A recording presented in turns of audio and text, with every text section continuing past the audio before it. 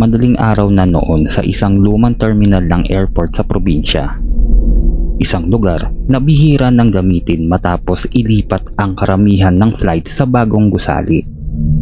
Ngunit kahit halos abandonado na ito, may iilang flights pa ring dumadaan. Lalo na sa oras na ayaw ng karamihan, 3:00 ng umaga. Si Calvin ay isang bagong assign na ground staff. Kailangan niyang mag-duty sa lumang terminal dahil kulang ang tao. Hindi siya natatakot sa simula. Para sa kanya, trabaho lang ito. Simple lang, sabi ng supervisor niya. May isang delayed na flight. Gate 13. Bantayan mo lang hanggang dumating ang boarding. Gate 13. Napakunot ang noon ni Calvin. Sir, wala na pong gate 13 sa mapa. Ngumiti lang ang supervisor niya. Isang pilit ng ngiti na parang may itinatago. Meron.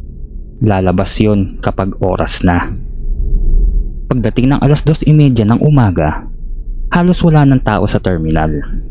Ang ilaw ay dim, parang kandilang malapit ng mamatay. Ang hangin ay malamig kahit hindi naman naka-on ang aircon. Habang naglalakad si Calvin, napansin niyang nag-iiba ang paligid. Ang mga signages ay parang luma na. Yung tipo na makikita mo pa nung dekada 90. Tumingin siya sa digital clock. 2:59. Biglang nagpatay-sindi ang ilaw. At doon niya nakita isang gate na hindi niya napansin kanina. Gate 13. Boarding will begin shortly. Nag-echo ang announcement. Pero walang tao sa paligid. Uy, may tao ba dito? Tawag ni Calvin. Walang sumagot. Ngunit unti-unting may lumalabas. Mga pasahero. Hindi niya alam kung saan galing. Isa-isa silang pumila sa harap ng gate 13. Tahimik. Walang nagsasalita. Lahat nakayuko. Napansin ni Calvin na kakaiba ang itsura nila. May isang matandang babae na basang-basa ang damit. Parang bagong labas sa ulan. May isang lalaki, may sugat sa noo. May dugo pa.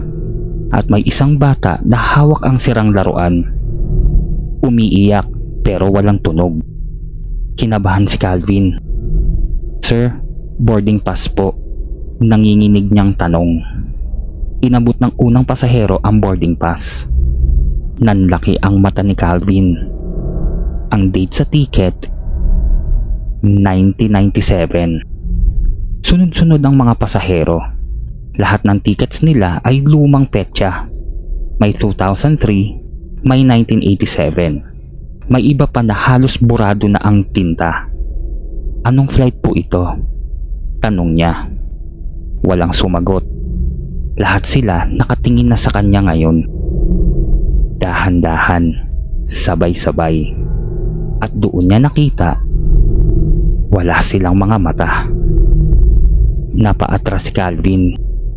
Biglang sumara ang gate sa likod niya. Boarding complete. Nag-echo ang boses sa buong terminal. Pero wala siyang nakitang eroplano sa labas ng bintana. Tanging madilim na runway at fog. Sir, bulong ng isang pasahero sa tabi niya. Paglingon niya, ang batang kanina ay nasa harap na niya. Ngayon, may dugo na sa mukha. Hindi ka dapat nandito. Biglang nag-flash ang ilaw. At sa isang iglap, wala na ang lahat. Tahimik na ulit ang terminal. Walang gate 13, walang pasahero, walang kahit ano. Kinabukasan, hindi na pumasok si Calvin. Natagpuan siya sa labas ng terminal. Nanginginig, hindi makapagsalita. Ilang linggo bago siya muling nakausap. At ang sinabi lang niya ay, hindi na sila nakaalis. Hanggang ngayon, naghihintay pa rin sila ng flight na hindi darating. Ayon sa matandang empleyado ng airport, May isang trahedya na nangyari noon. Isang flight ang na-delay sa lumang terminal, Gate 13. Ngunit hindi ito nakaalis kailanman.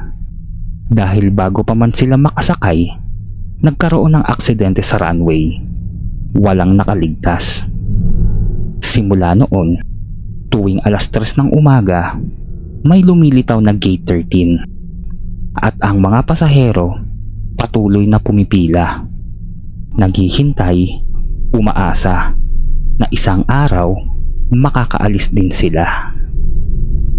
Kung sakaling mapunta ka sa isang airport at may makita kang gate na wala sa mapa, huwag kang lalapit.